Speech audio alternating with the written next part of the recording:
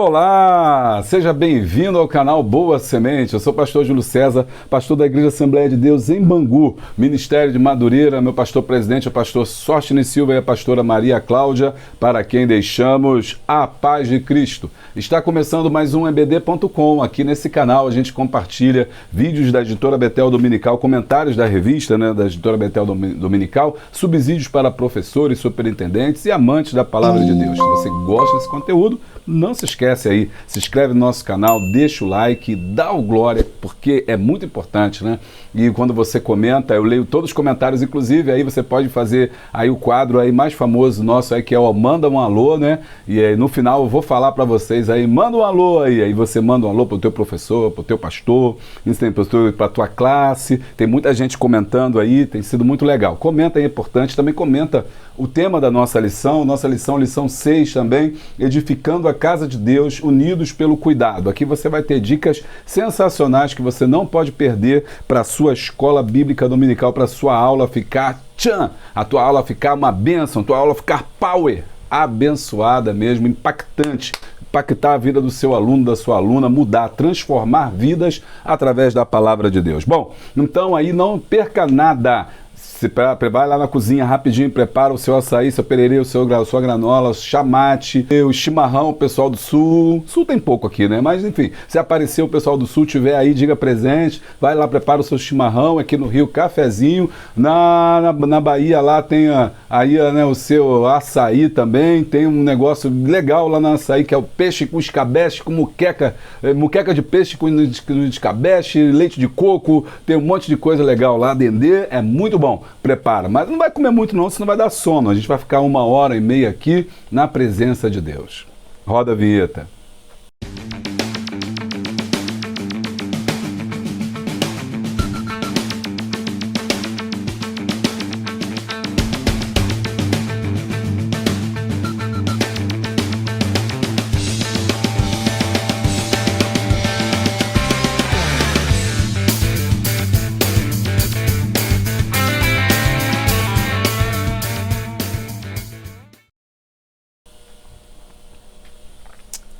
Bem, nós já voltamos e você que está querendo ajudar o canal, você pode ser membro do canal. Lembrando, gente, membro do canal tem vídeo, é vídeo exclusivo, vídeo que a gente produz aqui, que não dá tempo de colocar, conteúdo exclusivo para você. Você entra aqui embaixo, o link está aqui embaixo, você vai estar ali nos abençoando com a quantia que você escolhe e também você recebe uma playlist quando você entra no nosso canal, tem lá vídeos exclusivos para membros, ali você tem acesso, tá bom? Agora, se você quiser conteúdo, aí texto, aí não é membro, gente, é apoiador.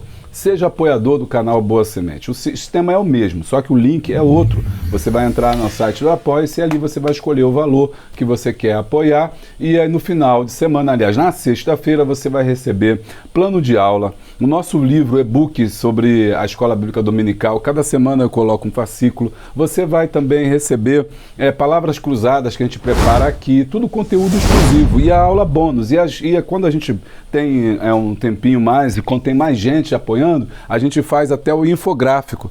O infográfico é legal, né, para você compartilhar com a sua classe, com dicas, isso é muito importante, tá bom? Seja apoiador do canal. O link está aqui embaixo. Mas, se você não puder nos apoiar, nos ajudar, não tem problema.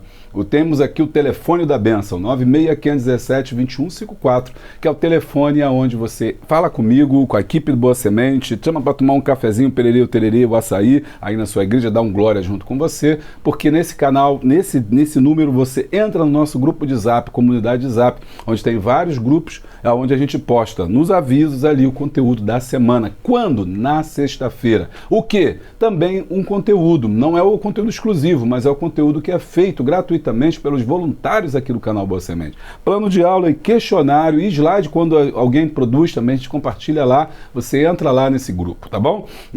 Você também tem a possibilidade de ir pro Telegram, lá também tem um canal no Telegram, onde eu posto meus materiais, tudo que eu faço eu coloco lá, e nos grupos de EBD a gente só coloca material de EBD. Você vai conhecer o meu site, julio.cesar juliocesamedeiros.org, né, onde a gente também tem dinâmica, tem atividades, tem preparação para professores de escola bíblica dominical, tem muito conteúdo, muita coisa. Então tudo isso você pode acessar na descrição desse vídeo aqui. Se eu fosse você, entrava nesse grupo de Zap, falava ali com o pessoal, entrava no grupo, ficava aguardando. Sexta-feira pegava o conteúdo gratuito, mas você sabe que nem tudo é grátis, né? Você vai ficar só absorvendo, você vai também nos ajudar. E como que você nos ajuda? Sendo apoiador do canal. Entra no grupo de apoia-se e recebe o conteúdo. Quando? Também na sexta-feira. Gente, é só na sexta-feira. Quem entrar depois de sexta-feira recebe tudo no sábado, a gente reposta. Tá? Meio-dia e 10 horas da noite a gente reposta, tudo direitinho. Então calma. Então até sexta-feira você aguarda. Por quê? Porque é o tempo que a gente tem para poder produzir. O canal aqui é um canal independente, né? E a gente trabalha, a gente faz N coisas, a gente procura fazer o melhor para você, mas nem sempre a gente consegue entregar a tempo. Mas de sexta-feira nunca passa, tá bom? Então seja aí membro e apoiador do canal e nos ajude. Você também pode nos ajudar fazendo um Pix também. Faz um Pix pra gente que é bênção aí. Você, pastor, eu não quero ser apoiador, não, eu quero contribuir, eu quero ajudar um pouquinho. Então você faz o Pix. Qual é a chave? É o canal da bênção, 96517-2154. Tá bom, já falamos muito. Vamos para a lição hoje, que é a lição 6. A lição tá quente hoje. Lição 6, edificando a casa de Deus, unidos pelo cuidado. Texto áureo, subi o monte e trazei madeira, edificai a casa, e dela me agradarei, e serei glorificado, diz o Senhor. Ageu 1:8. Verdade aplicada, movido pela palavra e ação do Espírito, cada membro do corpo de Cristo deve estar comprometido com a edificação da igreja. Os objetivos da lição são 3: reconhecer a necessidade de engajar-se no cuidado do templo, ressaltar que devemos priorizar as coisas de Deus e saber que o cuidado com a casa de Deus deve ser constante. Texto de referência, Ageu 1, versículo 2. Assim fala o Senhor dos Exércitos, dizendo: este povo não veio ainda o tempo em que a casa do Senhor deve ser edificada. E para vós, tempo de habitar nas vossas casas estucadas, e esta casa há de ficar deserta? Ora, pois, assim diz o Senhor dos Exércitos: aplicai os vossos corações aos vossos caminhos, semeais muito e recolheis pouco, comeis, mas não vos fartais, bebeis, mas não vos saciais, vestivos, mas ninguém se aquece. O que recebe salário, recebe num saco furado. Assim diz o Senhor dos Exércitos: aplicai os vossos corações aos vossos caminhos. Olhastes para muito, mas eis que alcançaste pouco. E esse pouco, quando trouxeste para casa, eu lhe assoprei. Por que causa? Disse o Senhor dos Exércitos: por causa da minha casa, que está deserta, e cada um de vós corre a sua própria casa. Bom, os nossos hinos sugeridos, 212, 459, 304, vamos falar com Deus. Pai, estamos na Tua presença e te agradecemos, ó Deus, porque temos aqui, Senhor, este canal, Senhor, que tem sido bênção para milhares de pessoas, que junto conosco, Senhor, nos reúne através da internet, se reúne através da internet para, Senhor, aprender a Tua palavra. Então, Espírito Santo, Tu tens a primazia para falar em nosso meio, para nos dirigir, para nos instruir, Senhor, e para iluminar a nossa mente. Fale conosco, Pai, através do Teu servo que foi usado para escrever essa lição e através dos Teus servos, Senhor, que vão estar ministrando essa palavra, esse estudo bíblico nas suas escolas bíblicas dominicais. Senhor, usa-me mais uma vez como um simples instrumento, um porta-voz, ó Deus, da Tua palavra, apenas uma voz, Senhor, que clama no deserto para amplificar, Senhor, a Tua mensagem. E cada professor e professora seja um instrumento, Senhor, nas Tuas mãos para trazer vida, Senhor, a todos aqueles que ouvem. Abençoa, Senhor, a maior escola bíblica do mundo, Senhor, porque ministramos a Tua palavra. É o que nós te pedimos, Pai, nós já te agradecemos no nome poderoso de Jesus. Amém. Bom, então vamos lá. A aula de hoje, né, é uma aula muito importante. Nós estamos na lição 6, edificando a casa de Deus, unidos pelo cuidado. O texto de hoje é o texto de Ageu. Ageu é um profeta menor. E é importante a gente entender, né, quem é Ageu e como que isso é relevante para o que está sendo dito, para o que estará, né, sendo estudado aqui. Então eu trouxe aqui, é importante a gente já começar a verificar algumas curiosidades, né, sobre o Ageu. Então deixa aqui eu já começar aqui a falar aqui com vocês sobre o livro de Ageu, quem foi. Isso é muito importante, você fazer aí um resumo, né, sobre isso. Ageu foi um profeta menor, viveu cerca de 520 a.C. A palavra-chave desse livro chama-se reconstrução. As fontes que são usadas são as experiências de Ageu e aparecem 3 personagens importantes: Ageu, Zorobabel e Josué. Por que aparecem esses 3 personagens importantes? Ageu, porque é o autor. Zorobabel é o governador da época que ele viveu. E Josué é uma figura de Cristo que aparece, né, que ele retoma o espírito de Josué, no caso, reaparece aqui, ou seja, o sentido, a ideia, o simbolismo de Josué de liderança, porque Josué é representado como grande líder. Ele é aquele que pegou o povo depois da morte de Moisés e introduziu na terra. Foi o grande general, o conquistador. Por isso que esse espírito de liderança de Josué, ele é retomado aqui como uma figura simbólica no livro de Ageu.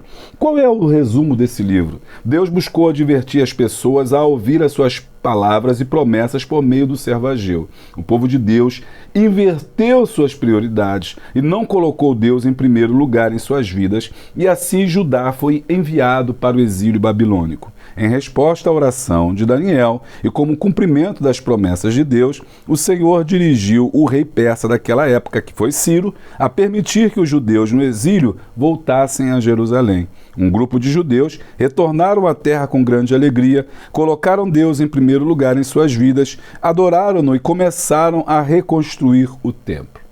Até aí tudo bem. O problema é que, depois que eles estão na terra e começam a reconstruir o templo, eles não terminam. Eles abandonam a obra, abandonam a construção por causa das más influências, por causa dos maus conselhos. E a partir desses maus conselhos, eles deixam de construir o templo, que era a centralidade da religião judaica, né, que ia ser construída agora. Então é importante, né, você reconstruir isso. Como é que a gente pensa nisso, né? No Flipchart eu vou mostrar para vocês com mais prioridade, com mais propriedade, mas agora eu vou já começar a falar um pouco sobre isso, que é você entender que a cronologia desse tempo que está vivendo é logo após o cativeiro, ou seja, o chamado de período pós-exílio, né, ou pós-cativeiro. Aqui o contexto é do retorno do povo de Israel para Jerusalém. Antes disso, né, Judá, que estava naquela região, capital Jerusalém, né, havia sido levado cativo. E isso foi aí nos dias do profeta Jeremias, que havia profetizado sobre isso, que a Babilônia iria destruir, enfim, ia levar o povo cativo por causa da sua rebeldia. Quando Jeremias está profetizando isso, o povo está vivendo essa apostasia. O povo abandonou as coisas do Senhor, o povo abandonou as coisas de Deus, cada um estava cuidando dos seus próprios interesses, das suas próprias coisas, e por conta disso, Deus já estava advertindo ao povo, através de Jeremias, que o povo se convertesse. O povo não vai se converter, como a gente sabe, e Nabucodonosor, em 586, invade Jerusalém, destrói o templo. E que templo é esse? Esse templo é o Templo de Salomão. A gente já estudou lá atrás, né, a construção do templo, se não me engano foi na lição 4, que a gente falou sobre a construção do templo, o trabalho que foi, e isso é muito interessante, a gente conectar as lições, né, recuperar as lições, porque a gente já estudou que o templo foi trabalhoso, o templo foi caro, foi custoso, foi muito dinheiro, muito ouro, muita prata de Davi, muito também de Salomão, muito também impostos cobrados ali para poder manter o templo. O templo era algo suntuoso, algo maravilhoso, algo majestoso. No entanto, quando o Nabucodonosor invade, né, Jerusalém, ele destrói o templo é destruído. Agora, o povo foi levado ao cativo e ficou, e aí já é o processo já de Daniel. Daniel, então, vai profetizar nesse período, assim como Ezequiel também. Ele vai profetizar e vai ver que está perto já do tempo do fim do cativeiro que foi proposto, foi previsto, preconizado por Jeremias, né, 70 anos de cativeiro. A Daniel ora no capítulo 12, pede a Deus, né, uma resposta, o anjo enviado, e você sabe, eu estou só resumindo porque estamos só na introdução, é muita coisa, mas você sabe que o arcanjo Gabriel é enviado, e aí, o Miguel, né, é enviado, e ele vai então responder, trazer a resposta de Daniel. E o tempo do fim do cativeiro estava acabando. vencendo. Muito bem, o reino babilônico é vencido pelo Medo Persa e vem agora o reino Dario. Dario, então, liderando os persas, ele vai liberar o povo para retornar. Esse é o contexto dos livros pós-exílicos, ou seja, que vieram depois do exílio. Esdras e Neemias, que são aqueles que vão liderar a reconstrução da cidade e do templo. Pois bem, o povo então agora retorna, né, um grupo desse retorna e começa a construir o templo. Só que não termina. Deus levanta então o profeta Ageu para poder falar sobre isso. Inclusive a gente tem um e-book aqui sobre o Ageu que você pode aí acessar, o link está aqui embaixo, você pode acessar esse e-book aí e aprender aí um pouco mais sobre o profeta Ageu, porque é muito importante você entender esse contexto. Quando o povo então retorna e está agora estabelecido dentro do templo, ele simplesmente se esquece da construção do templo. E ele então começam a construir as suas próprias casas. Não há aqui uma reprimenda de Deus, né? Um fato de Deus chamar a atenção, de Deus brigar com eles, porque eles estavam construindo as suas casas. O problema aqui colocado é que o povo, ao invés de priorizar as coisas de Deus, estavam cada um priorizando os seus próprios interesses ou as suas próprias coisas. E é nesse sentido, então, que Deus levanta o profeta para poder, né, chamar a atenção do povo. Então, essa é o contexto aqui, né, da edificação da casa de Deus. Eles vão agora construir, né, o templo, que vai ser chamado de segundo templo. Lembrando aqui, Israel, segundo alguns autores, são 3 templos, segundo autores são 2 templos. O primeiro templo é o templo de Salomão, o segundo templo é o templo que é erguido por Zorobabel, e o terceiro templo é o templo de Herodes, lá do tempo de Jesus. Outros autores vão dizer que não, o primeiro templo é o templo de Salomão, o segundo templo é o templo de Zorobabel, e Herodes somente fez a reforma desse segundo templo. Então o templo de Jesus é o mesmo templo de Zorobabel. Eu acho que, na verdade, são 3 templos, né? O templo de Salomão, o segundo de Zorobabel e o terceiro de Herodes. Por quê? Porque Herodes, é claro que ele pega esse templo de Zorobabel, que era muito simples, que era muito pequeno, e ele vai reformar. De fato, isso é verdade. Ele faz a reforma do templo, mas ele dá o nome dele ao templo. Então, os escritores da época de Jesus vão dizer Templo de Herodes. Templo de Herodes. Isso tem uma implicação teológica muito importante, que não dá tempo da gente ver isso, mas a gente vê, né, no tempo de Jesus, como é que Herodes ele se apropria do templo. Então é Herodes que diz que o templo é dele e, de fato, o templo é ele se apropria disso, a ponto de Jesus ter que entrar no templo e falar assim: olha, vocês estão transformando a casa do meu pai, né, em covil de ladrões, né? A casa do meu pai é chamada casa de oração. E é por conta disso que Jesus vai ser crucificado, porque ele bateu de frente com a política do templo, que era gerida ali pelos sacerdotes da época e principalmente por Herodes, que havia reconstruído o templo para ficar bem com a nação judaica. Bom, e tem um quarto templo, né, que é um segredo de Deus aí guardado, um nível escatológico, onde nós estaremos morando com Deus. E aí é algo tremendo, que o templo somos nós, né? E a gente pode dizer que haverá também o outro templo, que é o templo onde nós estaremos inseridos, que é lá em Apocalipse, nós vamos morar dentro de Deus. Isso é uma coisa tremenda. Hoje o Espírito mora em nós, né? E naquele dia nós é que moraremos dentro de Deus, porque todos estaremos ali unidos e dentro do Senhor. Muito bem. Então esse é o contexto. Eu coloquei aqui no nosso chat, nossa introdução, Ageu capítulo 1, que foi o texto que nós lemos, que Deus está dizendo: olha, vocês estão passando por necessidade, vocês estão passando por dificuldade, mas cada um está pensando em si. Por isso, o tema, e a gente já começa já, né? Nosso risca-risca, rasta-rasta, né? E vai cair aí, caiu, ó. E aí a gente começa já para arriscar aqui para poder comentar, que é importante, o tema, né? Qual é o tema? Isso aqui não é café não, isso aqui é caneta, né? Caneta que tá aqui, caneta que tá aqui. Mas bem que podia ser um cafezinho. Prioridades é o tema da nossa lição aqui, ó. Prioridades. Por que eu tô falando isso? Porque senão você vai falar assim, de novo, a aula do templo, mas a gente já estudou que tem que abençoar o templo, a gente já estudou que tem que construir o templo, que tem que reformar, que tem que dar dinheiro, que tem que fazer campanha. Meu Deus do céu, lá vem o mesmo tema. Não. Não é isso não. Se você fizer uma aula dessa, você está equivocado. O tema não é a construção, o autor está pegando, né? Eu entendo assim, pelo menos. O autor está pegando esse tema para mostrar que o povo perdeu a sua prioridade, mas você pode aplicar isso não só à questão do templo, em tudo que é espiritual, porque aquele povo estava cuidando das suas próprias coisas, dos seus próprios interesses, da sua própria casa. Não é que Deus quisesse uma casa para morar, porque Deus nunca habitou em templo, Deus nunca habitou em casa, Deus habita dentro do nosso coração. O que Deus estava colocando através do profeta Ageu era a prioridade do povo. O povo não tinha mais nenhuma prioridade. E por isso, o que aconteceu, gente? Aqui, ó meu desenho aqui, ó. O povo deixou a casa e começou a construir. E aí começou a construir. E quando você começa a fazer a obra de Deus, o que acontece quando você começa a fazer a obra de Deus? Fala comigo aí o que acontece.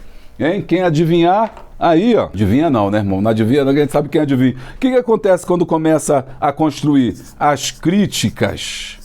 As críticas começaram a chegar, né? As críticas geraram desânimo. E esse desânimo tinha dois motivos, né? Desânimo, porque não tinha dinheiro para fazer o templo. Eles jamais iriam construir um templo como o primeiro templo de Salomão, que a gente já estudou aqui. E se você perdeu, você precisa assistir a aula mais visualizada nossa, que é sobre a construção do templo. E aí eles começaram, através dos samaritanos que já estavam no local ali, e daí vai vir toda a rusga entre samaritanos e judeus, eles começaram a se desanimar, falar, nós não vamos construir o templo, nós não vamos conseguir, aquele templo é muito grande que Salomão fez, e os recursos deles que eles tinham, porque eles estavam voltando ali de Babilônia, né, era muito pequeno para a construção do templo. Então as críticas vão gerar desânimo, né?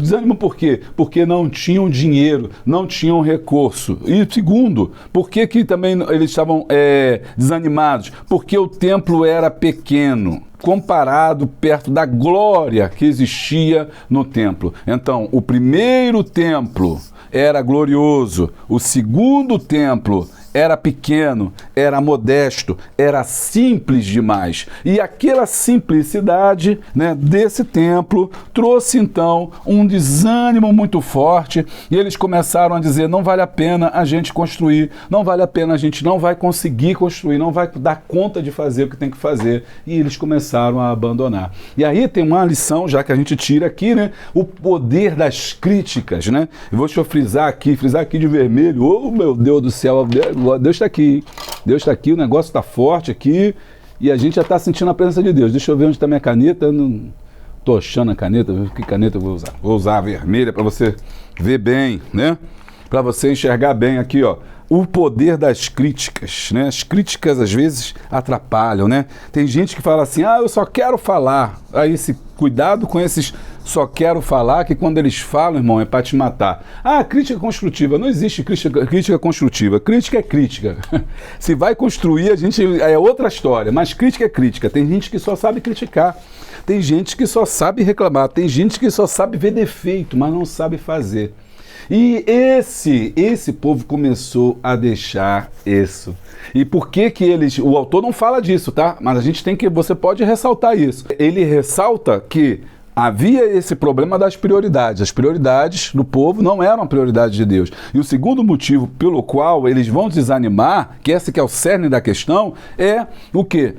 o templo ser pequeno. O chamado templo de Zorobabel era 1/3 do templo de Salomão. Pequeno em tamanho, pequeno em glória, pequeno em poderio econômico. E isso começou a eles falar assim, não adianta, a gente nunca vai fazer, e então não vamos fazer, vamos cuidar cada um da nossa vida. E aí Deus chama Ageu, né, para ele poder trazer essa mensagem que todo mundo conhece quando ele diz: a glória da segunda casa será maior do que a da primeira. Entende? Gostou? Deixa o like e dá o glória. Só tem aqui no canal Boa Semente. Então, as pessoas usam muito, né, esse contexto da glória da segunda casa, será a glória da segunda casa será maior que a primeira, mas não sabe nem, não faz ideia do que contexto que está. O contexto que está é isso. Era Deus falando para o povo, não desanima, porque a glória de Deus, a glória vai ser maior, né?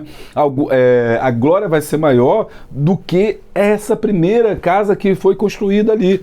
Não desprezeis, vai usar outros profetas para falar, não desprezeis as pequenas coisas, porque Deus não estava necessariamente nas coisas físicas, grandes ou pequenas, mas no coração e na ação dos homens. Então, o tema, a chave principal é a prioridade. E nesse sentido, você pode trazer para a classe, né? Falar para a classe qual é a prioridade. Porque os tempos que nós estamos vivendo hoje se parecem muito com os tempos em que, né, Ageu vivenciou. Porque hoje também nós estamos vivendo uma crise de prioridade. As pessoas não estão mais priorizando as coisas de Deus. Ok? As pessoas não estão mais priorizando as coisas de Deus. A igreja não tem mais priorizado as coisas de Deus, as coisas espirituais. A igreja tem priorizado outras coisas.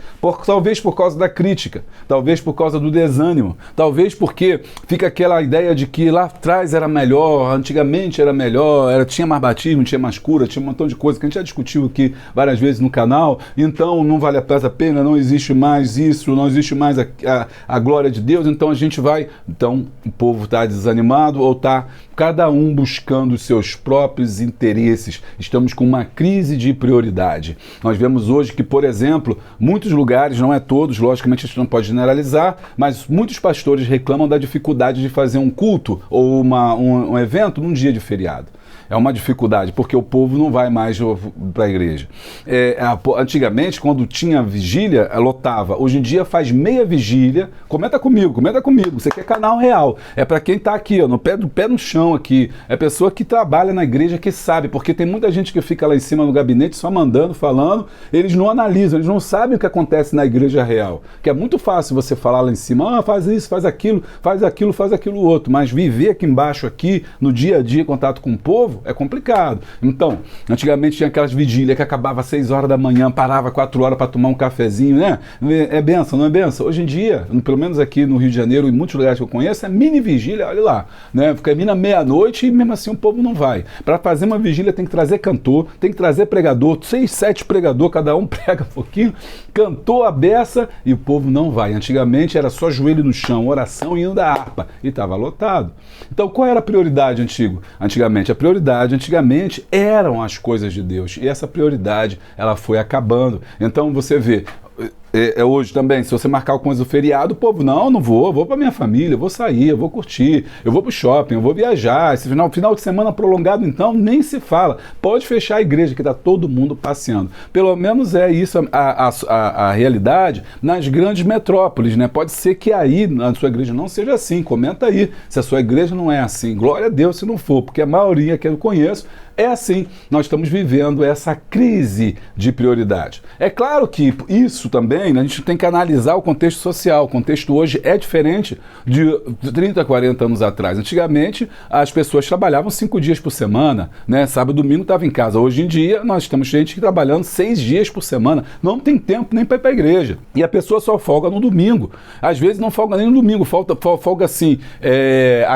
A data cai salteada. Às vezes é uma segunda-feira, às vezes é uma terça, uma quarta. Nem sempre é nem no domingo, que às vezes até no domingo as pessoas estão trabalhando. Quem trabalha em comércio hoje, né, é complicado, porque a pessoa larga 10 horas, 11 horas, né, é complicado. Então, os dias hoje também são diferentes do tempo de antigamente. Então, as pessoas têm menos tempo para ir para a casa do Senhor, as pessoas têm menos tempo para fazer a obra de Deus, as pessoas têm menos tempo para buscar o Senhor, e é por isso que tem que ter uma mudança. A gente está trabalhando demais. Mas, aí, Olha só como é que é interessante, né? Essa dialética, né? Mas, ao mesmo tempo que isso está acontecendo, nós estamos deixando Deus, porque a gente está buscando, logicamente, o nosso sustento, a nossa melhoria da nossa qualidade de vida, da nossa passeio, da nossa saída. Mas vamos aqui, que aqui o canal é para problematizar. Vem comigo, vem comigo. E aí você pega, final de semana, grandão, você feriadão, né? Pá, eu não vou para a igreja nada, eu vou viajar, e você viaja, gasta um dinheiro, perde um tempo no transcurso que você vai, e chega lá, você não descansa nada, porque aí inventa um monte de coisa. Não, eu tenho que ir em tal lugar, aí o guia turístico te leva para outro lugar, aí no outro dia você visita uma praia, aí no outro dia você tem que visitar um tal restaurante, aí no outro dia você volta mais cansado do que você estava. Então, na verdade, a gente descobre que por trás de tudo isso tem um comércio, tem a economia, tem uma venda, um capitalismo exacerbado que está exaurindo o tempo do trabalhador, que está fazendo com que você, mesmo que em casa, você gaste, você tenha que consumir. E nesse consumo, você acaba deixando Deus em segundo plano. Isso é o tema da nossa lição para você aplicar. É claro que você não precisa falar tudo isso. Eu estou dando para você um plano geral, mas para mostrar como é que as nossas prioridades hoje são diferentes. Antigamente os jovens tinham prioridade de casamento, hoje em dia não tem mais. Antigamente tinha a prioridade de fazer a obra de Deus, de ser um obreiro, de se investir na obra, fazer um curso de teologia. Hoje em dia não tem mais, então nós estamos deixando essa prioridade. Até que ponto isso é ruim? Então nós temos que voltar a ter Deus como a nossa prioridade. Isso não quer dizer que você tem que abandonar a sua família, isso não quer dizer que você tem que deixar as coisas terrenas, que você não tem que trabalhar, não, nada disso. Isso quer dizer que você tem que ter equilíbrio, né? Equilíbrio. Então eu vou botar aqui a palavra aqui, que veio do céu agora certinho, equilíbrio. Opa, podia desenhar aqui, né? Vou desenhar aqui um equilibrista, se é que eu vou conseguir desenhar aqui um equilibrista, fala comigo aí. Será que eu vou conseguir? Um equilibrista aqui, se equilibrando, tentando ali, ó, equilíbrio. É importante você equilibrar as coisas, entender que você não vai ficar rico, trabalhando, tu vai morrer e não vai juntar tesouro na terra. Então nós temos que ter equilíbrio e temos que priorizar as coisas de Deus. E o que é priorizar as coisas de Deus? Não é só priorizar a igreja, não é só priorizar o templo, mas é priorizar o quê? Uma sua devocional. Quanto tempo você não faz uma devocional? Você sabe o que é devocional? E já começa aqui, né, meu jabá aqui também. Ó. Por exemplo, esse livro, meu livro Café com Deus, ele tem devocionais. E é muito importante, né? Você fazer a sua devocional. Então, esse aqui é o Café com Deus 1. Aqui, cada dia desse eu falo um salmo desse, e você pode ler esse salmo, né? Um versículo, e eu comento esse. Daqui, esse Café com Deus 1 vai do salmo do 1º ao 50, e o devocional Café com Deus 2 vai do 51 ao 100. Então são 100 devocionais para você. É um momento que você tira para Deus. Agora, será que você tem tido tempo para isso? Será que você acorda, você tem tempo para ler uma Bíblia, para fazer um teu devocional, para buscar a Deus? Quais são as suas prioridades? Tcharam! E para abrir então essa aula, eu trouxe essa dinâmica. Olha como é que essa dinâmica é interessante que eu estou dando para você aqui hoje. Ó. Qual é a sua prioridade? Você vai usar 2 potes. Tá? 2 potes você vai usar, e nesses potes você também vai estar usando aqui, ó, pedras, né? Pedras também, colocar as pedrinhas aqui. E também um saco de areia. Pastor, para que esse saco de areia? Eu vou te mostrar já para que é esse saco de areia. Não é para tacar na cabeça do irmão não, hein? Presta atenção, esse saco de areia é porque você vai trabalhar com eles a prioridade. Essas pedras são as suas prioridades, tá? É aquilo que você precisa, de fato, colocar. Deixa eu botar aqui, que não vai dar para pegar minha caneta. É aquilo que você precisa colocar. E aí você, o que vai fazer? No primeiro pote, o pote de número 1, o que você vai fazer no pote número 1? Você vai mandar colocar areia. Aí você vai colocando areia. Essa aqui é areia, gente. Vocês não estão vendo não, mas essa aqui é areia. Bota areia. Bota areia. Botou areia. E depois você manda colocar as pedras. É lógico que, o que vai acontecer, gente? As pedras não vão caber dentro do copo. Do porquê? Porque já colocou areia.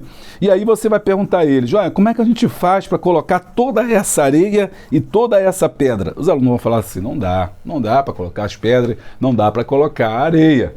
E aí você vai falar assim, agora com outro pote, você vai fazer o quê? Você primeiro vai colocar as pedras. Essas pedras representam as suas prioridades. Olha aí que legal. Representam as suas prioridades. Você vai colocando aí, ó, dentro do pote. Depois que você colocar as pedras grandes, né? Depois as pedras um pouco menores e depois as pequenininhas e por último você coloca o quê? A areia. O que vai acontecer, gente? Vai caber tudo. Por que vai caber tudo? Porque a areia, ela vai se diluindo aqui, ó, e ela vai ocupando os espaços vazios que a pedra não pode ocupar. Isso mostra a prioridade. Qual é a aplicação? O que você coloca primeiro na sua vida? Qual é a tua prioridade? Deus tem prioridade com aqueles que priorizam a Ele. Qual é a prioridade da igreja? Qual é a prioridade sua enquanto Deus? Será que Deus é a sua prioridade? As coisas de Deus são a sua prioridade? Orar, buscar ao Senhor, ser fiel a Deus, fazer a obra do Senhor é a sua prioridade? Ou você está com um copo cheio de areia? Ou seja, primeiro você colocou as coisas que não agradam, que as coisas que não trazem para você satisfação espiritual, para depois você pensar em Deus. Eu conheço pessoas que primeiro pensam nele, depois pensam nele e terceiro, se der, ele pensa em Deus. Não, e ele faz isso. E essa é uma metódica que vai valer para toda a sua vida. Ele faz isso em relação às suas finanças. Ele fala assim, não, se sobrar eu dou. A oferta que ele dá é a última que ele pega lá no carteira. Se sobrar, tiver um dinheirinho, ele dá. Se tiver que fazer a obra, se der tempo eu vou. Ah, por que você não foi no culto? Ah, se der eu vou, irmão. Hoje em dia é assim, o povo fala. Se der eu apareço, se der eu vou, se der. Deus não é a sua prioridade. E a gente aqui não está falando do mundo, que o mundo não está priorizando Deus. Isso aí não é com o mundo. Essa palavra é para nós, é para mim e para você. Gostou aí dessa dinâmica? Faz essa dinâmica. Eu quero que você faça essa dinâmica depois. Você comenta aí com a gente. Comenta aí com a gente, né? Se realmente você... que ponto aí você conseguiu fazer e qual foi a expectativa. Ageu, o profeta do despertamento. Aqui, ó, isso aqui é uma chave interessante, hein? Despertamento espiritual. O povo estava apático. E aí, nessa introdução, você deve explicar, vou botar um azulzinho, você deve explicar, né, quem foi Ageu. Quem foi Ageu? Eita, tá vendo aqui, tá caindo meu flipchart aqui. Vamos lá. Explicar, né, quem foi Ageu. Acho que é interessante você dá uma explicação, e aí eu já fiz isso aqui para vocês, expliquei que foi um profeta menor, né, que um livro pequenininho, mas muito importante por causa da mensagem de despertamento que ele traz. Bom, Ageu foi contemporâneo de Zacarias, sendo o primeiro profeta a falar ao povo pós-exílio. Ele levou a palavra de Deus ao governador Zorobabel e a Josué, o sumo sacerdote. Ah, sim, lembrando, né, não só o espírito de Josué lá, que aparece, que é falado no capítulo 2, mas Josué também é o sumo sacerdote. Por que eu falei disso? Porque ele também é um tipo de Cristo, tá? Josué aqui. Bom, então, o sumo sacerdote. Pois era preciso concluir a obra de reconstrução do templo em Jerusalém. Ageu 1 e 2, e nós já lemos. 1.1, a mensagem de Ageu. Vamos lá, gente. Cerca de 539, o rei Ciro emitiu um decreto autorizando os judeus retornarem à terra de Judá. Depois da morte de Ciro, 530, Artaxerxes se tornou o rei da Pérsia, reinando de 522 reinando até 522. Influenciado pelos samaritanos, aí eu falei, ó, as influências negativas, ó, destaca isso, as influências negativas pelos samaritanos, Artaxerxes decidiu interromper a reconstrução do templo em Jerusalém, Esdras 4:23. Esse tema aqui é interessante, porque os samaritanos, eles estavam na terra. Vamos recuperar um pouco esse contexto histórico para você entender o conflito entre samaritanos e judeus. Quando o povo foi deportado lá por Nabucodonosor e foi levado cativo, né, ele não levou todo mundo. Isso é um erro que muita gente acha que quando teve a deportação, né, todos foram levados, todos foram deportados. Na verdade, Nabucodonosor, ele só levou os mais importantes, né, como Daniel, os jovens mais proeminentes, as mulheres mais bonitas, os homens mais fortes, sábios, né, a elite. Esses foram deportados. Por quê? A ideia era levá-los para a Babilônia e ali incutir neles, né, o pensamento para que eles aprendessem a cultura, né, babilônica. Mas não levou todo mundo. Então os camponeses, os pobres, eles ficaram na terra. Ao longo de 70 anos, o que vai acontecer? Vai acontecer uma miscigenação. Esses que ficaram, né, eles vão se casar com pessoas do entorno, com árabes do entorno. E aí o que acontece? Vai dar a tônica aí ao surgimento daqueles que moravam em Samaria, os samaritanos. Muito bem, como não havia mais o templo foi destruído, eles começam então a adorar, né, não no templo mais, mas lá no poço de Jacó. Esse contexto é importante para você entender a mulher samaritana que vai vir lá em Mateus capítulo 4. Então, João capítulo 4, né, a mulher samaritana. Essa discussão de Jesus é por causa disso. Bom, veja, os samaritanos então, por não ter mais o templo, né, que agora já são samaritanos, né, ficaram, já que os judeus ficam 70 anos, então lá para 30 anos depois, uma geração inteira, já temos já os samaritanos e não tem mais templo, o que eles vão fazer? Começa a adorar ali a Deus, né, o mesmo Deus, o Deus de Israel, só que lá no poço de Jacó, porque eles precisavam de um ponto de contato, de um local de reunião. Então eles se reúnem ali. Quando agora, né, o Ciro decreta o retorno do povo, o povo começa a retornar, os samaritanos não sabiam, foram pegos despercebidos e acharam estranho. Ué, como é que pode? Vocês entraram aí, estão voltando, vão fazer o quê? Não, agora a gente vai reconstruir o templo. Aí os samaritanos já estavam acostumados a cultuar a Jeová, a Deus, né, lá no poço de Jacó, né? E aí o que eles vão fazer? Vão começar a lutar contra. É por isso que eu mostrei aqui no começo que os pensamentos deles aqui, né, e as críticas, porque eles não queriam que construísse o templo. Por quê? Porque eles achavam que tinha que ser o mesmo templo, o poço de Jacó era o local, porque eles achavam que ia dividir o povo, não precisava mais de templo. E aí os judeus queriam ali, né, construir o templo, e aí os samaritanos começam ali, Sanbalat e Tobias é um exemplo disso, vão lutar contra essa construção. Como eles não conseguem fazer isso, o que eles vão fazer? Eles vão até o próprio líder, né, que é Artaxerxes, para fazer ali uma contenda, para falar mal dos judeus, para tentar impedir. Aí tem Esdras 4:23, que está escrito o seguinte, Esdras 4:23. Então, depois que a cópia da carta do rei Artaxerxes foi lida perante Reum, e Sinzai, o escrivão, e seus companheiros, apressadamente foram eles a Jerusalém aos judeus e os impediram à força e com violência, né? Não queria que construísse o templo.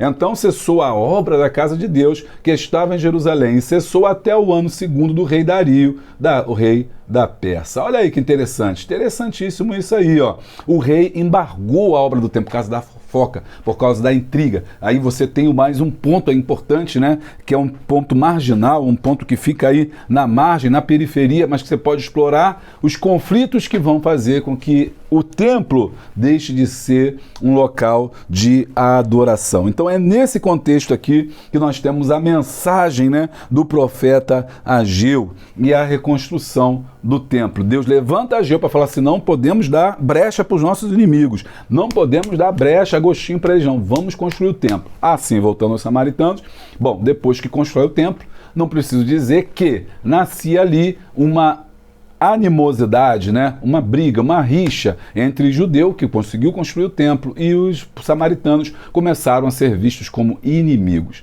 Mesmo eles tendo também tentado, primeiro eles tentaram ajudar, aí eles foram rechaçados, e aí a partir daí eles começam a criticar, né?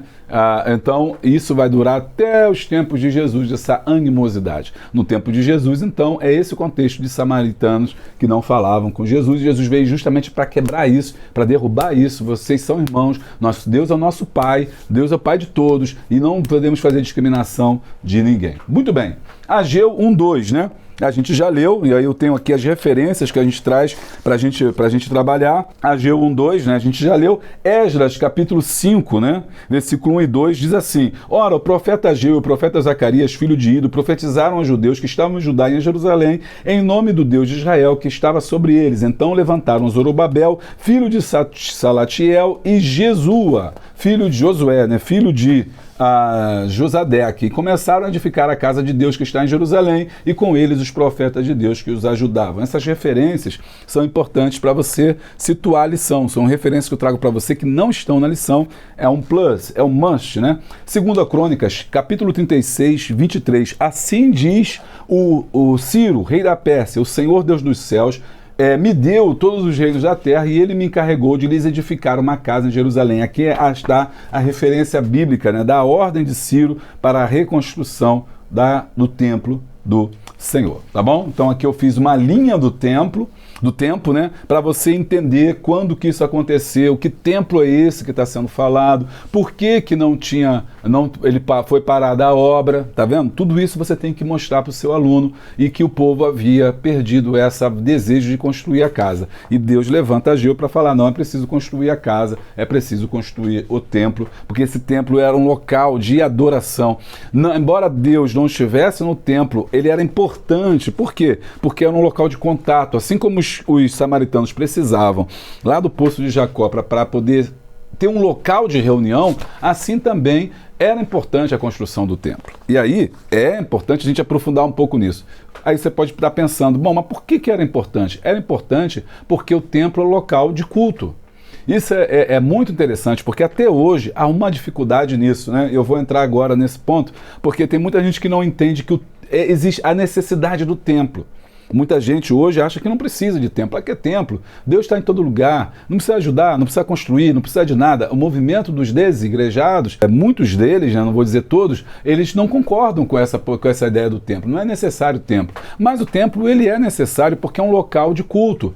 Porque a nossa casa não é um local de culto. A sua casa não é um local de culto. A praça pública, a gente pode até fazer culto, mas não é o local. Precisa existir um local separado. Isso chama-se consagrado, né? Vou escrever aqui: consagrado, um local consagrado. O que significa isso? Um local que foi separado, exclusivo para isso. Foi quando Deus Deus permite que construa o Templo de Salomão, foi isso. Ele fala assim: e me construireis uma casa, né? É onde eu me manifestarei. Ou seja, Deus está em todo lugar, mas tem lugares onde é separado, é consagrado. É como se você pegasse aquele espaço e falasse assim: Senhor, aqui é o local do nosso encontro, como tinha a arca, né? Aqui é o local onde nós nos reunimos para te adorar. É um local separado, exclusivo para isso. Há necessidade, sim, que isso aconteça. Porque quando a gente banaliza isso, que a gente está vendo hoje, as pessoas banalizam, às vezes, um local que é uma tendinha vira uma igreja, um local que é um boteco vira uma igreja, um local que era um cinema vira uma igreja. E é interessante, ó, ele era um cinema, vira uma igreja, a igreja fecha, vira cinema de novo, depois vira boteco, depois vira lugar de baile funk, depois vira quadra de esporte, depois acaba de novo, vira outro, vem outro pastor, aluga e vira. É assim, não existe um local consagrado. E aqui havia uma ideia mesmo de que Deus, que aquele ambiente era diferente. Aquele ambiente era diferente. Tanto é que o salmista vai dizer, né? O pardal, quão amáveis são, Senhor, os teus tabernáculos, né? O pardal encontra o ninho e a andorinha casa. Ou seja, um local de abrigo, um local de refúgio, um local para reflexão, um local para encontrar-se, né? Não que Deus esteja ali, mas para encontrar Deus no outro. Deus no outro, que é isso que a gente vai para o templo. A gente não vai para o templo para encontrar Deus, a gente vai encontrar tempo para encontrar pessoas que têm o mesmo objetivo que nós, que é cultuar o Senhor, né? Então isso foi banalizado. E é importante a gente reconstruir essa lição para a gente entender, não, é importante sim fazer um templo, a gente está reunido ali naquele local. Muito bem. 1.2, saindo da apatia espiritual. E aí, o que acontece no 1.2? 1.2, cadê, meu Deus? Saindo da apatia. Ageu foi encarregado pelo Senhor de falar ao templo de Israel sobre a reconstrução do templo. A mensagem do profeta foi uma exortação para os israelitas que renovassem a comunhão com Deus, sendo tão incisiva que o povo teve temor ao Senhor. O livro de Ageu nos leva a pensar sobre a importância de não nos descuidarmos quanto ao investimento de tempo e de recursos no serviço da adoração. Então é importante sim você fazer isso. Discuta então, aí eu trouxe aqui, ó, discuta a apatia espiritual. Aqui tem Ageu, tá? Eu trouxe as referências de Ageu, que a gente já leu ali no comecinho, mas também Mateus 6,33, buscai primeiro o reino de Deus e a sua justiça, e as demais coisas vos serão acrescentadas. Então, o próprio Jesus, no Novo Testamento, ele vai falar sobre essa questão da prioridade. Qual é a sua prioridade hoje? Será que o reino de Deus tem sido a prioridade? Bom, né? Então isso é muito importante. Por falar em comentário, me veio aqui uma pessoa que veio comentar na lição passada,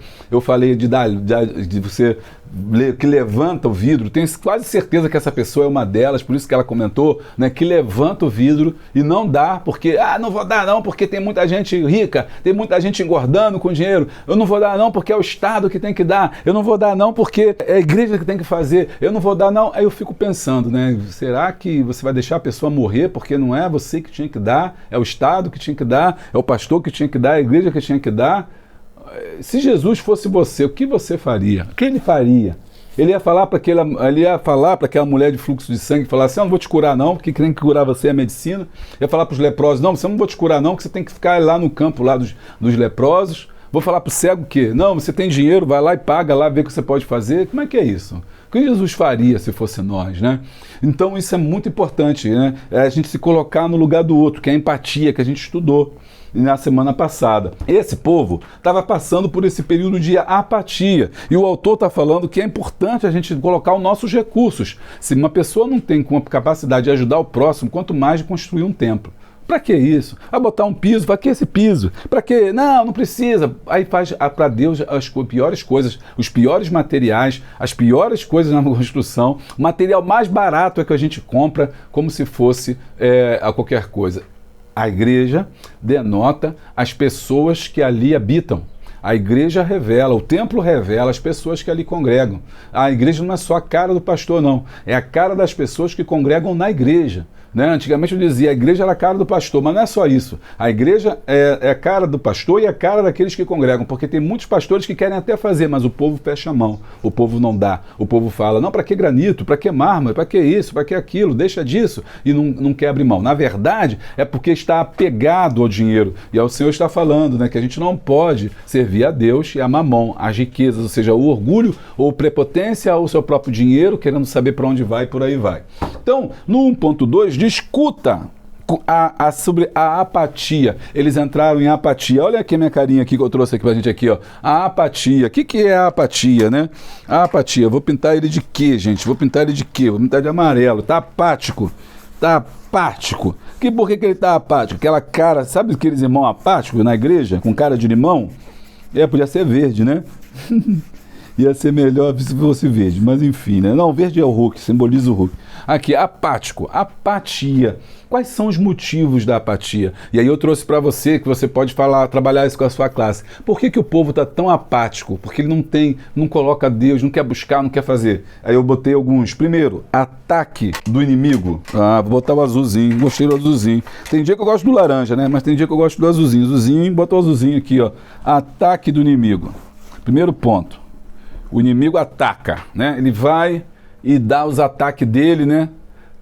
O inimigo ataca. Efésios 6,12, nós temos que ter o quê? A armadura do inimigo. O que mais que dá apatia no crente? Pecado. Pecado dá apatia, fica apático, fica morto, surumbático. Pecado não confessado, ele fica morto, porque o pecado mata, Então, é um problema. O que mais? Falta de comunhão com Deus é um problema também. Tudo isso gera apatia, gera mornidão espiritual, gera frieza espiritual. Está lá em 1 Coríntios dizendo, capítulo 11, né? Os doentes, os que dormem, né? E os que já foram embora. Então agora eu quero que você complete o que mais, né? Que gera apatia espiritual. Traga para sua classe, discuta com eles, peça que eles comentem, que eles falem, que isso torna a aula mais vibrante, mais interessante, né? A aula fica melhor quando você pede que os alunos comentem. Isso é muito importante. 1.3, a bênção retida. Então, vem comigo aqui, vem comigo. Tem gente que tem bênção para receber e não recebe, sabia? Tem gente que tem, Deus retém a bênção, Deus segura a bênção. Ageu 1, 4 e 6. O que está escrito lá em Ageu 1, 4 e 6, gente?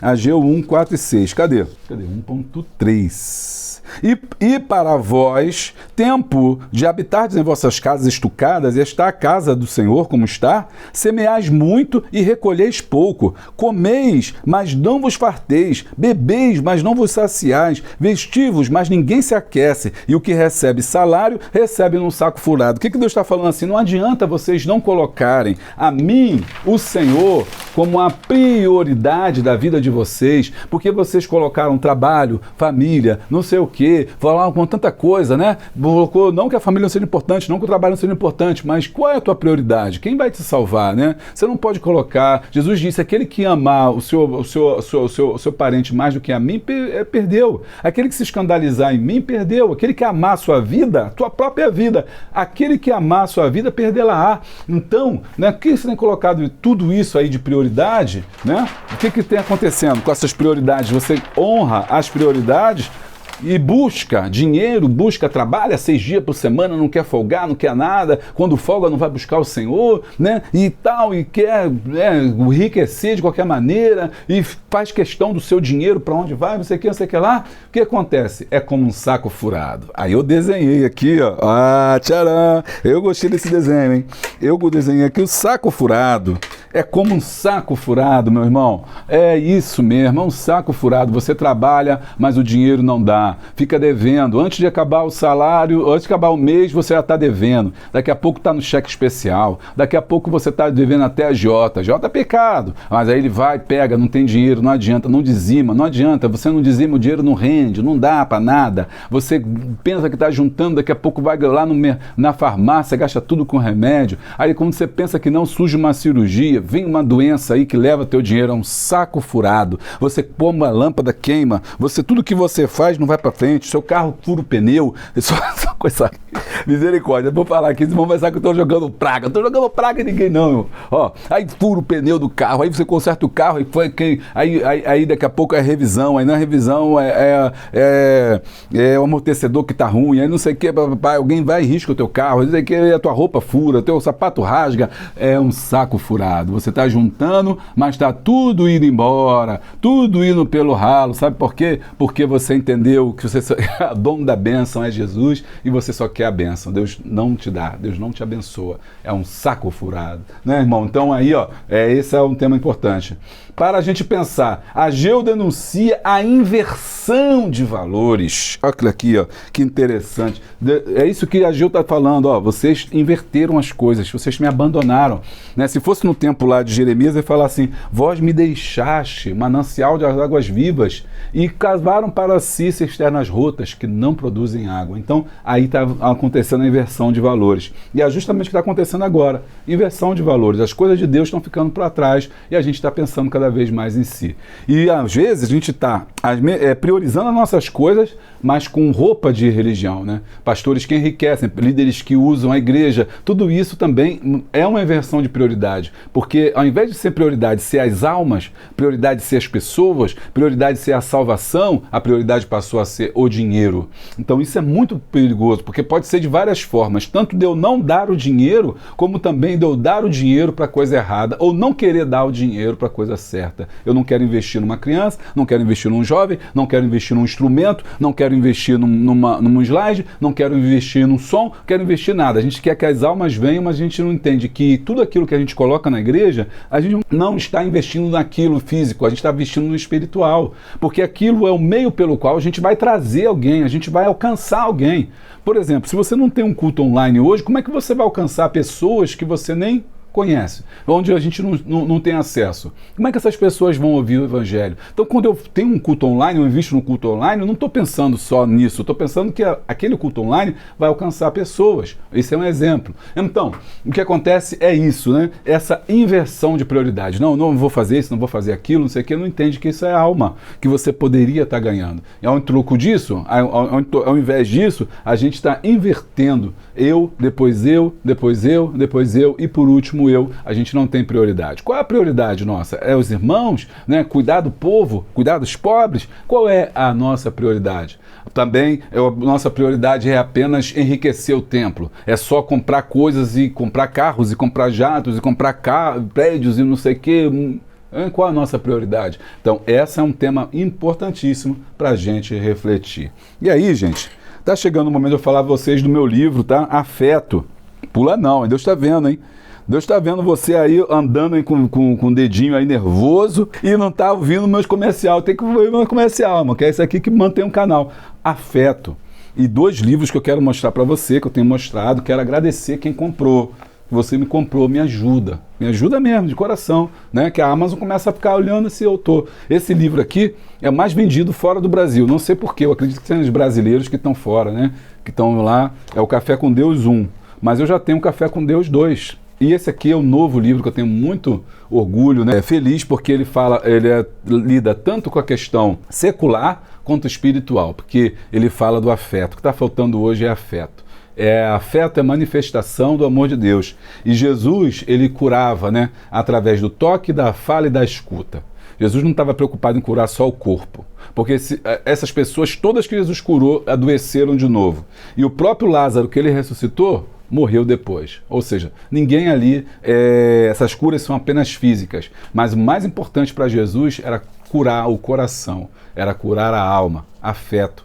É o que está faltando hoje. Você tem esses livros pela Amazon e o link está na descrição, ok? Vamos lá. Tópico 2, a bênção da obediência. E aí tem uma dinâmica também, ó. Tá cheio de dinâmica hoje. Essa dinâmica que eu trago para você é a dinâmica das prioridades. A dinâmica das prioridades. Como é que é essa dinâmica? Nessa dinâmica você vai trazer um papel, você vai dar um papel para eles aqui, ó, escrito lista semanal de prioridades. Qual é a sua prioridade? O que você quer fazer? O que você vai botar nessa semana? E aí você deixa que eles preencham, não fala nada, não dá bizu nenhum. Deixa eles preencherem lá a lista deles, não é sua? Deixa eles preencher, dá 5 minutos, eles preenchem. Qual é a lista de prioridades? O que você vai fazer essa semana? No final, quando eles entregarem, você vai observar onde Deus está nessa lista. E aí você vai observar se Deus, né, vai aparecer lá embaixo, né, o culto. Se der, né, às vezes não vai nem aparecer culto. Vou vir um culto, não vai aparecer, né?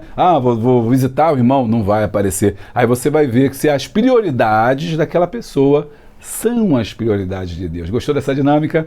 Então, você tem todo esse conteúdo, se você é apoiador do canal. Diz pra mim, apoiador recebe muita coisa, hein? Então, lista semanal de prioridades. É muito interessante. Fala, Joãozinho, sua prioridade está errada, hein? Não tem Deus nessa tua prioridade, cara. Você não colocou Deus em lugar nenhum.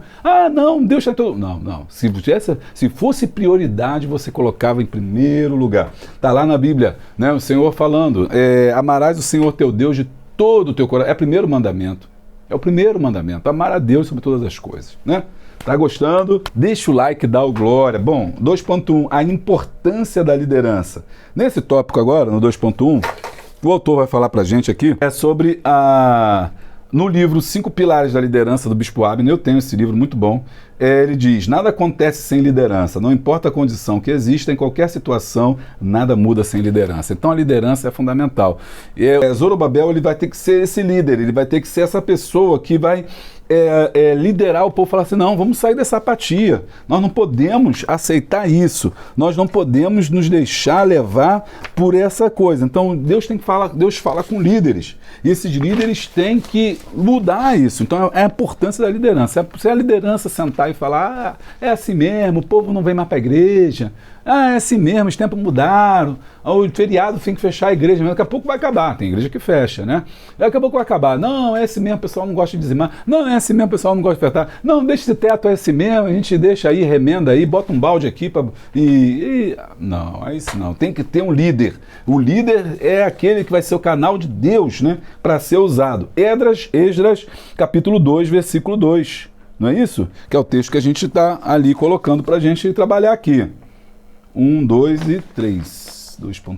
Então Zorobabel, filho de Salatiel, e Josué, filho de Josadaque, sumo sacerdote, e todo o restante do povo obedeceram à voz do Senhor, seu Deus, e às palavras do profeta Ageu, como o Senhor, seu Deus, o tinha enviado, e o povo temeu diante do Senhor. Por quê? Porque Esdras, né, se comprometeu a fazer a vontade do Senhor. Deixa eu ver se essa referência aqui está batendo. Atos, capítulo 20, versículo de número 28. Olhai por vós e todo o rebanho, sobre o qual o Espírito Santo vos constituiu bispos, para apacentardes a igreja de Deus, que ela resgatou com seu próprio sangue. Ou seja, a importância aí da liderança, né? Nós somos líderes e precisamos incentivar o povo a buscar, a orar e ter Deus como sua prioridade. 2.2, priorizando as coisas de Deus. Ageu 1:2-4, né, que vai dizer, cadê? Assim fala o Senhor dos Exércitos, dizendo, este povo não veio ainda ao tempo, o tempo em que a casa do Senhor deve ser edificada, e vai falando todo o texto que a gente, né, já está lá no começo do nosso texto, né? Bom, Mateus 6,33, buscai primeiramente o reino de Deus e a sua justiça, e todas as demais coisas vos serão acrescentadas, né? Acrescentadas, maravilha. Deixa eu ver aqui, tem mais um versículo para a gente ler, que é Colossenses 3:2. Vamos dar uma lida em Colossenses 3:2. Colossenses 3:2. Pensai nas coisas que são de cima e não nas que são da terra, né? Aqui, ó, frase, prioridade revela maturidade. Deixa eu frisar aqui para você, prioridades revelam a maturidade, né? A sua prioridade revela a sua maturidade. Espiritual, logicamente, né? Então, uma pessoa que não prioriza Deus é porque não ainda amadureceu. É uma pessoa ainda que está se deixando levar pelas coisas do mundo, está se deixando levar pelas coisas da terra e não desenvolveu. Lembra daquela lista? Naquela lista a gente vai ver qual é a prioridade. Qual é a sua prioridade? Sua prioridade vai revelar a sua maturidade. Porque quem tem maturidade coloca Deus em primeiro lugar, porque entende que Deus é o dono da bênção. Se Deus não estiver no começo, nada vai até chegar no fim. Se Deus não estiver abençoando, a bênção não chega até em cima. Mas pelo contrário, se Deus não estiver no negócio, até aquilo que vem à nossa mão é perdido. Portanto, revela uma prioridade e uma maturidade espiritual. Um imaturo espiritualmente, ele pensa, não, para que eu vou dar, para que eu vou doar, para que eu vou fazer, não, eu vou segurar, né? Sabe que amanhã talvez vai faltar, aí amanhã se não chegar, e se amanhã não chover, e se amanhã não tiver saúde, e se amanhã, ele não consegue confiar em Deus, porque é criança espiritualmente falando, não desenvolveu ainda a sua maturidade espiritual.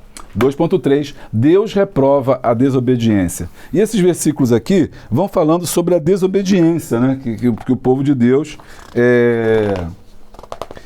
vai fazendo. Porque ao invés deles fazerem aquilo que era para fazer, ou seja, voltar lá e reconstituir o povo, o templo, eles vão cada um cuidar das suas coisas, né?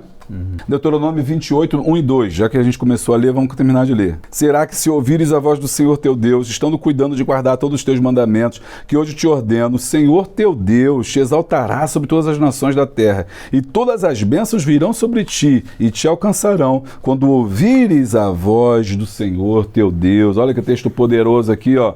Deus reprova a desobediência, então você precisa ser obediente. Aí você pode botar em referência também, Deuteronômio 29, porque 28 é as bênçãos, mas 29 é as maldições. E as maldições vêm justamente sobre os desobedientes, sobre aqueles que não estão fazendo a vontade de Deus. Deus exorta o povo para preparar-se para a glória futura, ou seja, para aquilo que ainda iria acontecer. Provérbios 3, 11. Filho meu, não rejeites a correção do Senhor, nem te enjoes da sua repreensão, porque o Senhor repreende aquele que ama, assim como o pai ao filho e àquele que quer bem. Venha ter bem-aventurado o homem que acha sabedoria e o homem que adquire conhecimento. Nessa questão da maturidade.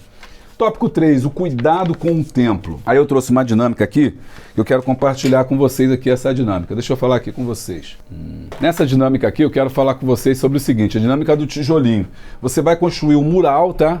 Um chamado mural colaborativo. E nesse aqui, você, nesses papeizinhos, nesses bloquinhos, você vai colocar como que você pode construir, como é que você vai colaborar com o templo. E aí você vai pedindo que as pessoas vão completando. Esse aqui botou fé, esse aqui botou amor, esse aqui botou dinheiro, esse aqui botou gratidão.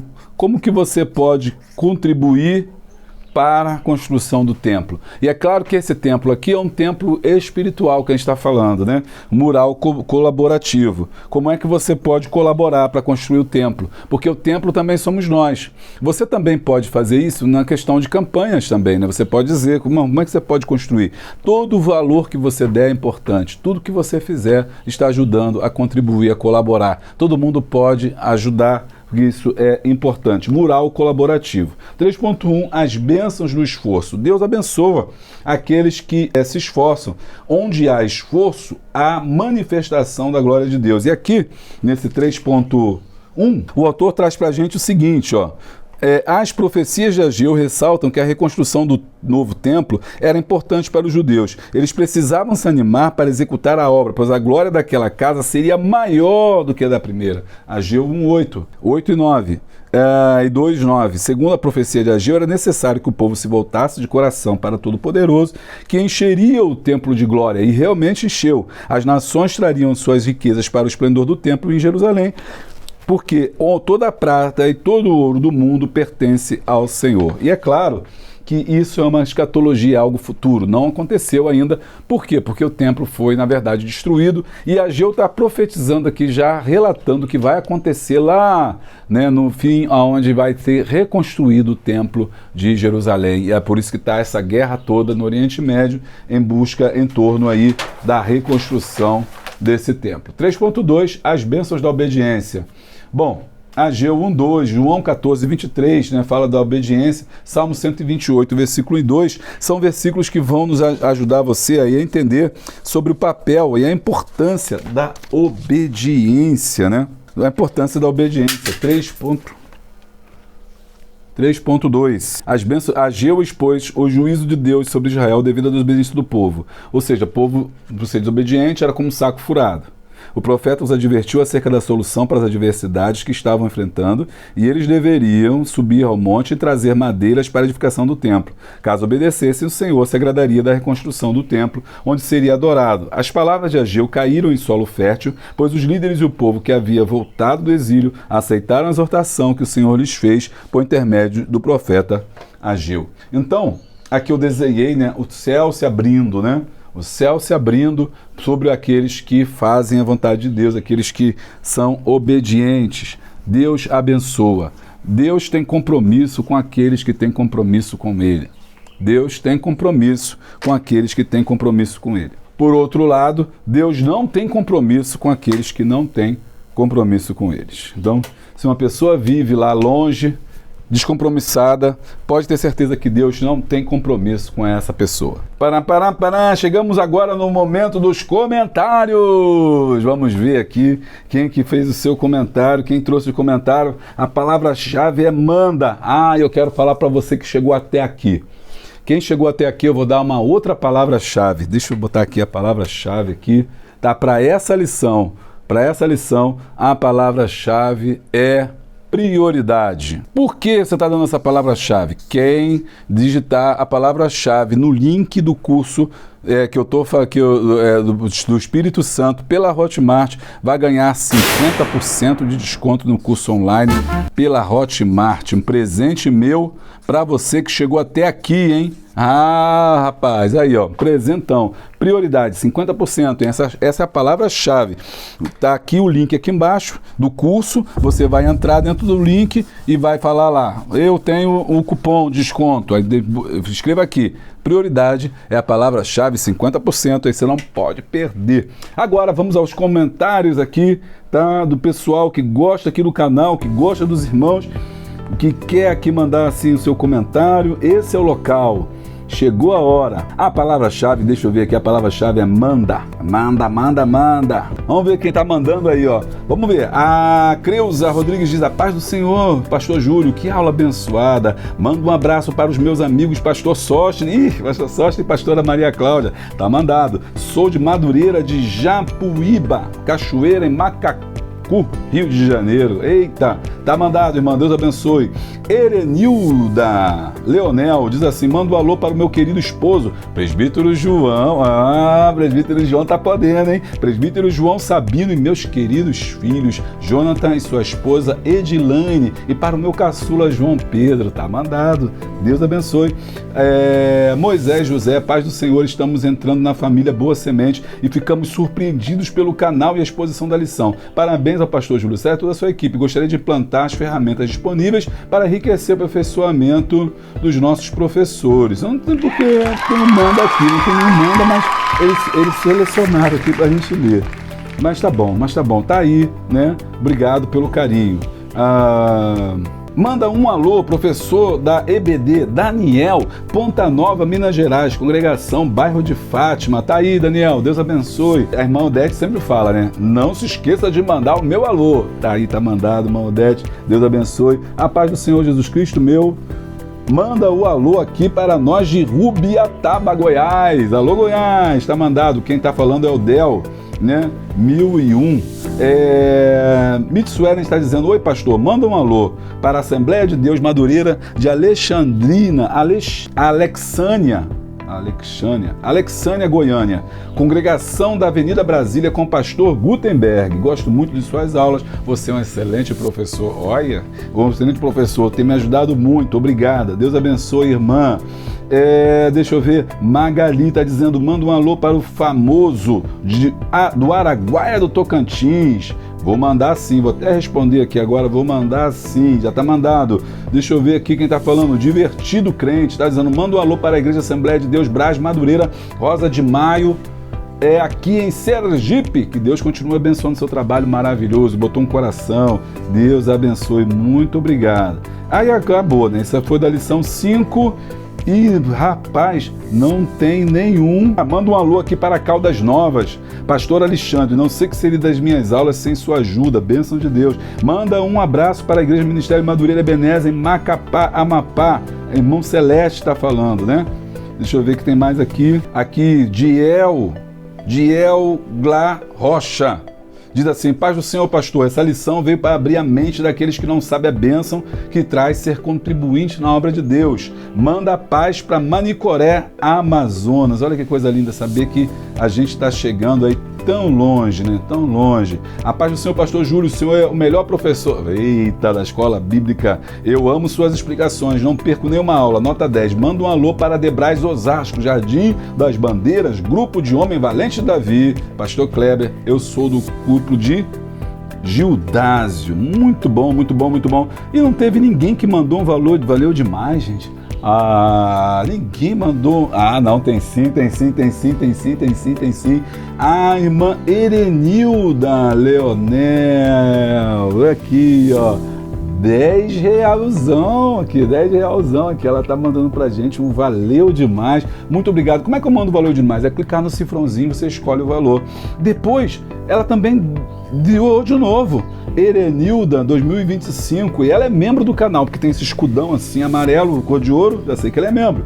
Ela deu R$5, Deus abençoe a nossa irmã, Deus abençoe a nossa irmã, que deu R$2 também, Cristina Costa também está sempre doando. E a Erenilda também doou R$5 também há 2 semanas atrás. Olha que bênção, eu pensei que ninguém tinha dado um valeu demais. Deus abençoe aí, ó. Tem sempre alguém que nos ajuda, que o Senhor te multiplique e o Senhor te abençoe 100 vezes mais. Bom, a gente vai chegando ao final da nossa aula. Quais são, então, os pontos chaves que você deve frisar na sua EBD? Prioridade, que a gente já falou o tempo todo, e aí você pode aplicar o templo, aplicar as finanças, aplicar tudo na vida espiritualmente. Obediência, porque eles foram obedientes, porque Deus levantou profeta para exortar e eles atenderam isso. E Zorobabel, Josué, né, eles vão liderar o povo, né, para poder fazer o que tem que ser feito. E santificação, porque sem santificação ninguém verá a Deus. E o templo era importante para ser um local de culto, um local de reunião, um local onde o povo estivesse buscando a face de Deus. E ação. Porque eles não ficaram só naquela ideia, não, tem que fazer, e ninguém fez. Eles botaram a mão na massa e fizeram. Agora eu quero que você comente o que você achou nessa lição, que é um ponto-chave também, que talvez eu não tenha falado, mas eu dito que você pode falar, porque você dizendo, as pessoas leem um comentário, são cerca de 300 comentários, não sei, por aula, e aí as pessoas vão lendo e de repente tem uma visão daquilo que você falou. Comenta aí aquilo que você acha que é importante para a aula, a chave dessa aula e também que você não pode deixar de falar. Muito bom. Conclusão. O profeta Ageu exortou aos israelitas de maneira objetiva e clara. Era necessário priorizar a reconstrução do templo para desfrutarem as bênçãos de Deus. Entretanto, além de se esforçar na obra da reconstrução, o povo deveria viver em obediência e santificação. Bem, eu vou ficando por aqui. Não se esquece, se inscreva no canal, deixa o like, dá o glória, clica no sininho em todas as atualizações e assim você não vai perder nadinha. Beijo grande, abraço forte e a paz de Cristo.